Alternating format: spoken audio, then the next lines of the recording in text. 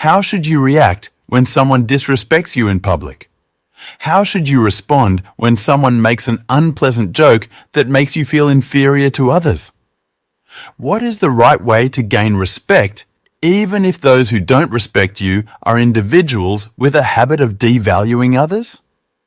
In this video, you will discover psychological and behavioral tips and tricks that, from the moment you start using them, will allow you to handle the situation and immediately earn the respect of people. So watch this video until the end, where we will tell you exactly what to do when someone tries to humiliate you in public. Let's start by explaining why this type of situation happens to you and why people don't respect your presence almost always. This doesn't happen because they hate you, despise you, or have something against you, but because some people have an opportunistic nature.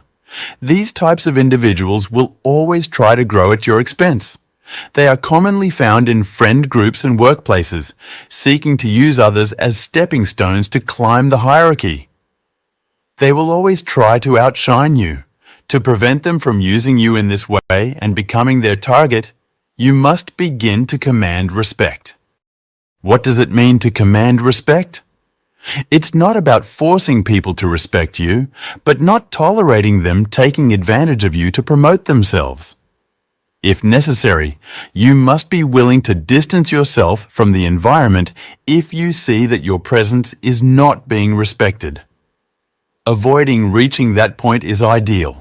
And to that end, we will provide you with some advice for dealing with situations where someone tries to denigrate you in front of colleagues, friends, or family. Before continuing, to support us, we invite you to like this video and subscribe to the Mental Dose channel if you haven't already. Without further ado, let's proceed to the first piece of advice. 1. Make a good first impression. When you meet someone, never shake their hand while seated and without making eye contact. If someone comes to greet you and you remain seated, the person shaking your hand will look down on you and you will give an impression of submissiveness.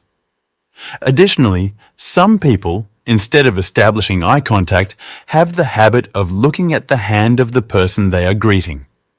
If you greet someone and look at their hands instead of their eyes, your head will tilt slightly downward, giving an even stronger impression of submission. Therefore, when someone comes to greet you, stand up and look them in the eyes while greeting them. 2. When someone interrupts you in public. If someone interrupts you while you are speaking in public, stare intensely at that person with a serious look. When they realize you are looking at them this way, they will stop talking. At that point, ask for permission to continue from where you were interrupted. You can say something like, "May I continue?" or "Can I pick up where I left off?" This person will realize they behaved disrespectfully towards you and might feel uncomfortable. They will grant you permission to speak and understand that they shouldn't interrupt you again while you are talking. 3. Handling unpleasant jokes in a group of friends.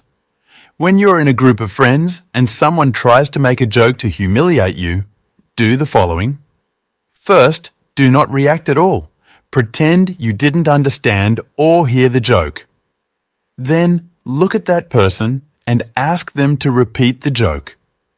You can say something like, "Sorry, I wasn't paying attention. Could you repeat it?"